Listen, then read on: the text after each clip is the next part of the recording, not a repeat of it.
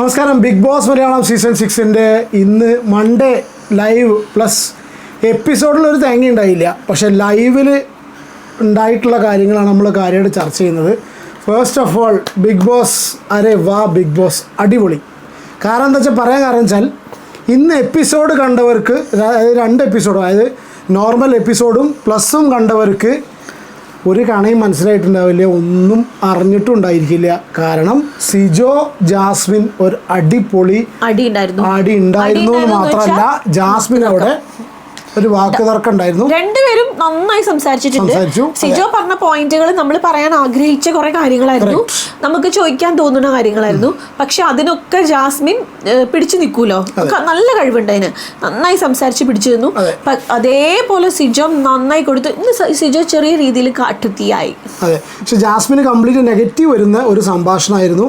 അതുകൊണ്ട് തന്നെ as expected 2 എപ്പിസോഡിലും ഞങ്ങൾ കണ്ടില്ല, കണ്ടവരാരെങ്കിലും പ്ലസിൽ കാണിക്കുമെന്ന് ഞാൻ ഒരു പ്രതീക്ഷയിൽ നിന്നു.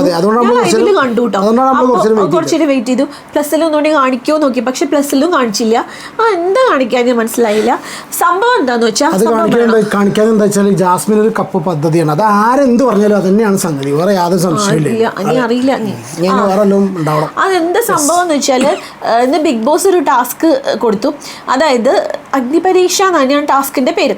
അതായത് നോമിനേഷനിൽ നിങ്ങൾ വരാൻ കാരണം എന്താണ്, നോമിനേഷനിൽ വന്നുള്ളവർ സംസാരിക്കണം. അതായത് നോമിനേഷനിൽ വരാൻ കാരണം എന്താണ്, പ്രേക്ഷകർ നിങ്ങൾക്ക് വോട്ട് ചെയ്യണം, എന്തുകൊണ്ട് വോട്ട് ചെയ്യണം, ഈ കാര്യങ്ങൾ അവിടെ വന്നിട്ട് പറയണം. അതായത് ഞാൻ ഇങ്ങനെ ആയതുകൊണ്ട് വരാൻ ഇങ്ങനെ പാടുമോ എന്നുള്ള രീതിയിൽ അങ്ങനെ സംസാരിക്കണം. അപ്പോൾ എല്ലാവരും സംസാരിച്ചു. എല്ലാവരും കുറേ പേര് എന്തൊക്കെയോ നല്ലോണം സംസാരിക്കുക. നോറയോട് അങ്ങോട്ട് ക്വസ്റ്റ്യൻ ചോദിക്കാനുള്ള സമയമൊന്നും കിട്ടിയിട്ടുണ്ടായിരുന്നില്ല. അങ്ങനെ ആ രീതിയിൽ എല്ലാവരും പോയി. അപ്പോഴാണ് ജാസ്മിൻ സംസാരിച്ചപ്പോൾ നമ്മളെ സിജോ ഒരു ക്വസ്റ്റ്യൻ ചോദിച്ചു. അർജുൻ അതിന്റെ മുമ്പേ വെറും, അതായത് ചെറുതായിട്ടൊന്ന് ചോദിച്ചു. അർജുൻ ശരിക്കും ഭയങ്കരമായിട്ട് ചോദിച്ചില്ല. അർജുൻ ചോദിച്ചത് എന്താണെന്ന് വെച്ചാൽ, ജാസ്മിൻ പറഞ്ഞു ജാസ്മിന് 2 ഘട്ടങ്ങളായിട്ടാണ് ജാസ്മിൻ. കാരണം 70 ദിവസം ജാസ്മിൻ ഗബ്രിയുടെ കൂടെയുള്ള ഒരു ഇതായിരുന്നു. അത് കഴിഞ്ഞിട്ട് ഇപ്പം വേറൊരു പോലെയാണല്ലോ. ജാസ്മിൻ ആ രീതിയിൽ ഗബ്രി എന്നൊന്നും പറഞ്ഞില്ല, 2 ഘട്ടങ്ങളാണെന്ന് പറഞ്ഞപ്പോൾ നമ്മളെ അർജുൻ ചോദിച്ചു, മറ്റേ ആ 70 ദിവസത്തെ ഉള്ള കാര്യങ്ങൾ ആലോചിച്ചിട്ട് ജാസ്മിന് റിഗ്രറ്റ് ഉണ്ടോ ചോദിച്ചു, കുറ്റബോധം ഉണ്ടോ ചോദിച്ചു. അപ്പോൾ ജാസ്മിൻ പറഞ്ഞു ഇല്ല, എനിക്കൊരു റിഗ്രറ്റും ഇല്ല, അങ്ങനത്തെ ഒരു പ്രശ്നമില്ല, കുറ്റബോധമൊന്നും ഇല്ല പറഞ്ഞു. ആ ക്വസ്റ്റ്യൻ തന്നെ സിജോ ഒന്നുകൂടി പവർഫുൾ ആയിട്ട് ചോദിച്ചു. അതായത് ഇങ്ങനെ ഇപ്പൊ ചോദിച്ചേ കുറച്ച് പവർഫുൾ ആയിട്ടുള്ള രീതിയിൽ കാര്യങ്ങൾ ചോദിച്ചു. സോറി, ലൈവ് കണ്ടവർക്ക് വളരെ കറക്റ്റായിട്ട് അറിയും. സിജോ ചോദിച്ചത് ഇതന്നെയാണ്. ആ 2 ഘട്ടങ്ങളിൽ പഴയ ഘട്ടത്തെ കുറിച്ചിട്ട് ആലോചിച്ചിട്ട് നിനക്ക് സങ്കടം ഉണ്ടോ, അന്ന് വളരെ മോശമായിട്ടായിരുന്നു ചെയ്തിരുന്നത്, നിന്റെ ഇതാണ് ഉദ്ദേശിച്ചത്. അതായത് വീട്ടുകാർക്ക് പോലും നിന്റെ അന്നത്തെ രീതികൾ ഇഷ്ടപ്പെട്ടില്ല. അതുകൊണ്ടാണല്ലോ അച്ഛനും അമ്മയും വന്നിട്ട് ഇത് ചെയ്തത്. നിന്നോട് ഞാൻ ഒരു ദിവസം ഇതിന് അച്ഛനും അമ്മയ്ക്ക് പറഞ്ഞതിൻ്റെ കുറേ ദിവസം മുമ്പ് ചോദിച്ചിട്ടുണ്ടായിരുന്നു, അച്ഛനും അമ്മയും വന്നിട്ട് ഈ ഫോട്ടോയും മാലയും എടുത്ത് മാറ്റിയാലോ, എന്ത് ചെയ്യുമെന്ന് ചോദിച്ചിരുന്നു. അന്ന് ജാസ്മിൻ മറുപടി പറഞ്ഞു അത്രേ സിജോനോട്, എൻ്റെ അച്ഛനും അമ്മയ്ക്കും എൻ്റെ പാരൻസിന് എന്നെ അറിയാം, അതുകൊണ്ട് അങ്ങനെയൊന്നും ചെയ്യില്ല എന്ന് പറഞ്ഞിട്ടുണ്ടായിരുന്നു. അപ്പോൾ സിജോ ഇന്ന് ആ ക്വസ്റ്റ്യൻ എടുത്ത് ചോദിച്ചു, നീ അങ്ങനെ അന്ന് പറഞ്ഞിരുന്നില്ലേ? അപ്പയ്ക്കും ജാസ്മിൻ അത് മാറ്റിയിട്ട് പറഞ്ഞു, അങ്ങനെയല്ലല്ലോ നീ ചോദിച്ചത് എന്താ, അവർ വന്നിട്ട് അത് കീറിക്കളഞ്ഞ, ഫോട്ടോ കീറിക്കളഞ്ഞ് മാല മാറ്റിക്കളഞ്ഞ, അത് രണ്ടും തമ്മിൽ ഭയങ്കര ഡിഫറൻസ് ഉണ്ട് ഇത്രേ. എടുത്ത് മാറ്റലും കീറലും തമ്മിൽ ഭയങ്കര ഡിഫറൻസ് ന്യായീകരിച്ചു. ജാസ്മിൻ്റെ സ്പേസ് അല്ല, ജാസ്മിൻ അങ്ങനെ സംസാരിക്കും. അപ്പോൾ ഇതും പറഞ്ഞിട്ടാണ് 2 പേരും തമ്മിൽ വാക്ക് തർക്കം ഉണ്ടായത്. ഈ വാക്ക് തർക്കം ഇത് പറഞ്ഞിട്ടാണ് 2 പേരും തമ്മിൽ വാക്ക് തർക്കം ഉണ്ടായത്. ഈ വാക്ക് തർക്കം അവിടുന്ന് സമയം കഴിഞ്ഞ് നിർത്തി. അതിന് ശേഷമുള്ളതാണ് നമ്മൾ പറഞ്ഞത് എപ്പിസോഡിലോ പ്ലസിലോ ഒന്നും കാണിക്കാത്തത്. 2 പേരും നിന്ന് മണിക്കൂറുകളും, ഞാൻ പറയട്ടെ എത്ര മണിക്കൂർ, ഞാൻ എത്ര നേരം ലൈവ് കൊണ്ടുവരുമോ, ഇപ്പം തിരുപ്പ വിചാരിച്ചിട്ട് എന്നാലും 1 മണിക്കൂറൊക്കെ ഉണ്ടായിട്ടുണ്ടാവും സിജോയും ജാസ്മിനും കൂടി സംസാരം. അതിൻ്റെ ഇടയിൽ അർജുനും ശ്രീതും നിന്നു. അവർ പോണ വഴിക്ക് അർജുൻ ഇത് ശരിയല്ലേ, ശ്രീതു ഇത് ശരിയല്ലേ, ജാസ്മിൻ്റെ രീതിയിൽ ചോദിച്ചിട്ട് അങ്ങനെ സംസാരിച്ചിരുന്നു. പക്ഷേ ഈ സിജോയും ജാസ്മിനും തമ്മിൽ ഒരുപാട് അങ്ങോട്ടും ഇങ്ങോട്ടും സംസാരിച്ചു. അതിൻ്റെ ഇടയിൽ സിജോ വിട്ടുകൊടുത്തിട്ടേ ഇല്ല.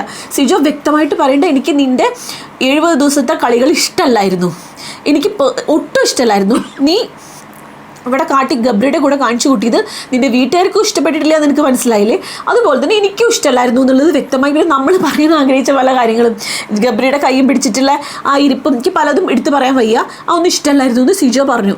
ആ രീതിക്ക് രണ്ടുപേരും കൂടി ഒരുപാട് നേരം അങ്ങോട്ടും ഇങ്ങോട്ടും ഈ കാര്യങ്ങൾ, ഈ പഴയ കാര്യങ്ങൾ എന്നെ പറഞ്ഞു നിന്നിട്ടുണ്ട് കേട്ടോ എന്ന് ഒരുപാട് നേരം. അപ്പം ഞാൻ വിചാരിച്ചു അതിൻ്റെ കുറച്ച് ഭാഗങ്ങളെങ്കിലും കാണിക്കും. ശരിക്കും ജാസ്മിൻ അവസാനം പറയാൻ പറ്റാണ്ട് കരഞ്ഞോണ്ടൊക്കെ സംസാരിച്ചിരുന്നത്.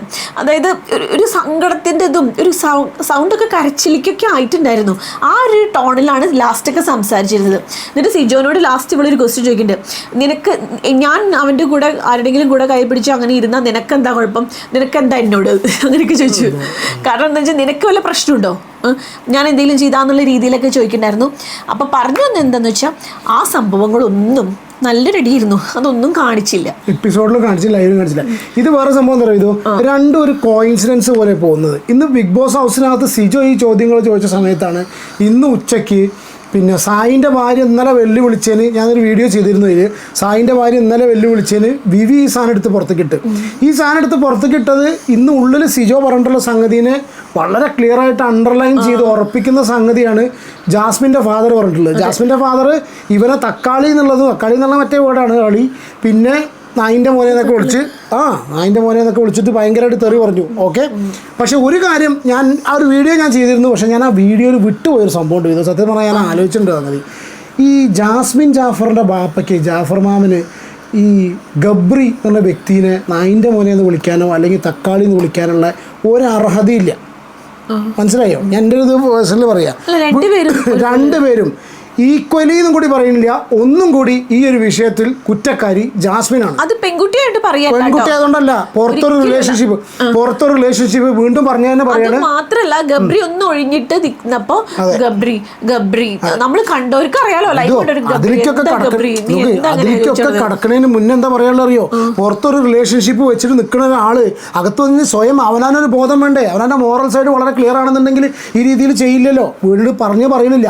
അപ്പൊ അങ്ങനെയുള്ള സ്വന്തം മകള് കാണിച്ചിട്ടുള്ള സംഗതിക്ക് സ്വാഭാവികമായിട്ട് ഒരു അപ്പൻ, സ്വാഭാവികമായിട്ടും അച്ഛൻ പാപ്പ സംരക്ഷിക്കാനും ഇതിനൊക്കെ നോക്കും. പക്ഷെ അത് വെച്ചിട്ട് ഡസൻ മീൻ ദാറ്റ് ഈ മറ്റേ ചങ്ങായിനെ വിളിച്ചിരുന്നതിന് ഇപ്പം ഞാനൊരു കാര്യം പറഞ്ഞാൽ തിരിച്ചിപ്പോൾ ഗബ്രിയുടെ വാപ്പയും പറയുണ്ടായിരിക്കും, ഇത് ഒരു പ്രൈവറ്റ് കോൺവെർസേഷനാണ്, അയാളുടെ ലിബർട്ടിയാണ്. ഒരു പ്രൈവറ്റ് കോൺവെർസേഷനിൽ ഒരാളെ കുറിച്ച് എന്ത് പറയണം എന്നുള്ളത് അത് പബ്ലിക് ആയതുകൊണ്ടാണ് മാത്രമേ നമ്മൾ ചർച്ച ചെയ്തിട്ടുള്ളൂ.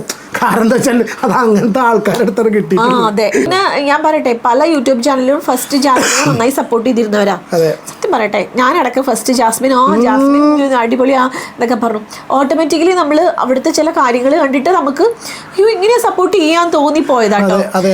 നമ്മളിപ്പോൾ ആരെയും പ്രത്യേകിച്ച് സപ്പോർട്ട് ചെയ്യില്ല. ജാസ്മിൻ ഞാൻ വീണ്ടും പറയണം, എന്നാലും ചോദിക്കും, നിങ്ങൾ മറ്റവരുടെ PR ആണോ മറ്റേതാണോ കാശ്, ആരുടെ ഇല്ല എന്ന് വെച്ചാൽ ആരുടെ ഇല്ല, ഒരാളെ സപ്പോർട്ട്. ഇന്നലെ അതേമാതിരി കമന്റുകളിൽ, ഇന്നലെ 2 ദിവസം കമന്റിൽ വിധു ജാസ്മിനെ സപ്പോർട്ട് ചെയ്യണ്ടായിരുന്നു. എന്താ അറിയോ, ഈ ഗബ്രീനായിട്ടുള്ള കോംബോം അവരുടെ ആ പെൺകുട്ടിയുടെ ആ ഒരു സൈഡ് ഉണ്ടല്ലോ, അതാണ് നമുക്ക് ഇഷ്ടമില്ലാത്തത്.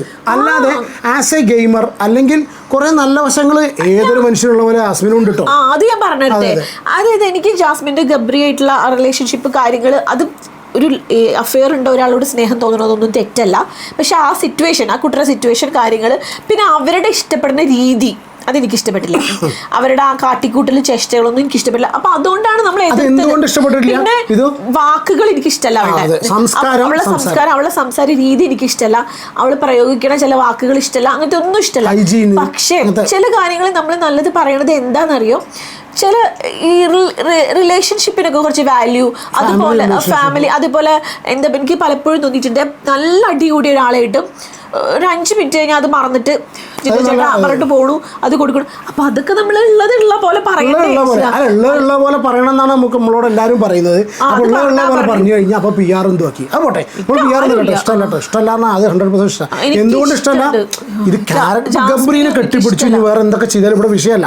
വിഷയം അഫ്സൽ എന്ന് പറഞ്ഞൊരു ചങ്ങാതി പുറത്തുള്ളതുകൊണ്ട് മാത്രമാണ്, അല്ലെങ്കിൽ ഇതൊന്നും പ്രശ്നമുള്ള കാര്യമില്ല കേട്ടോ.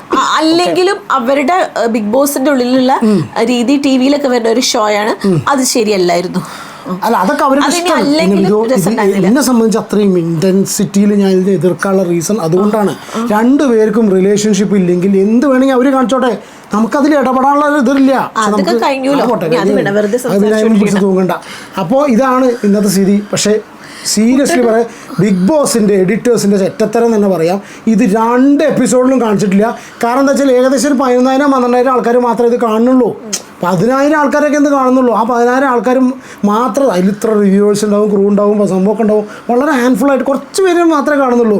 അല്ലാത്തവരൊക്കെ നോക്കുന്നത് ഈ എപ്പിസോഡിലാണ്. പക്ഷേ ലക്കിലി കുറച്ച് യൂട്യൂബ് ചാനൽസ് ഉണ്ട്. ഇപ്പോൾ നമ്മളാണെങ്കിലും ചില യൂട്യൂബ് ചാനൽസ്, ഇൻസ്റ്റാ പേജസൊക്കെ ഇതൊക്കെ ഹൈലൈറ്റ് ചെയ്ത് കാണിക്കുന്നുണ്ട്. പക്ഷേ ഈ കാണിക്കുന്നവരെ പോലും അത് മോശമായിട്ട് ജിൻഡോൻ്റെ PR ആണ്, മറ്റൊരു PR ആണെന്നുള്ള രീതിയിൽ പോർട്രേ ചെയ്ത് കാണിക്കുകയും ചെയ്യും. കാരണം അതിന് വേണ്ടിയിട്ട് PR ടീംസ് ഉണ്ട്. ഇപ്പോൾ രാജേട്ടൻ്റെ വീഡിയോ തന്നെ പറഞ്ഞില്ലേ, PR പുള്ളി എന്നോട് പറഞ്ഞൊരു കാര്യമാണ്. അതായത് പുള്ളിനെ അപ്രോച്ച് ചെയ്തു, PR-ന് വേണ്ടിയിട്ട് അപ്രോച്ച് ചെയ്തു പറഞ്ഞല്ലോ.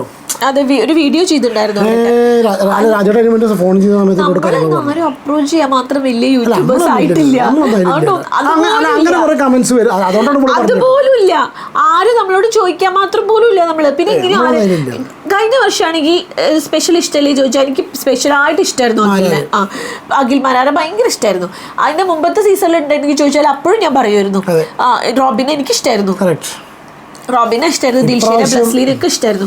ഇപ്രാവശ്യം എനിക്ക് അങ്ങനെ ആരും ഇഷ്ടമില്ല, സത്യമാണത് അതില്. അപ്പൊ അതുകൊണ്ട് നല്ല സുഖം നമുക്ക് റിവ്യൂ പറയാൻ. കാരണം എല്ലാവരും ഒരുപോലെ പറയാൻ പറ്റുന്നുണ്ട് കേട്ടോ. പക്ഷെ എന്നിട്ടും ആൾക്കാർ ചോദിക്കുക നിങ്ങൾ അതല്ലേ ഇതല്ലേ. പോട്ടെ. പിന്നെ രണ്ടാമത്തെ കേസ് സായിൻ്റെ ഒരു കാര്യം കൂടി പറയാൻ കേട്ടോ. ഇത് ഞാൻ സായിൻ്റെ വൈഫ് സ്നേഹയുടെ വീഡിയോസ് കണ്ട്, സീക്രട്ട് ഏജന്റ് എന്ന ചാനലിലൂടെ സ്നേഹയുടെ വീഡിയോസ് കാണുന്നുണ്ട്.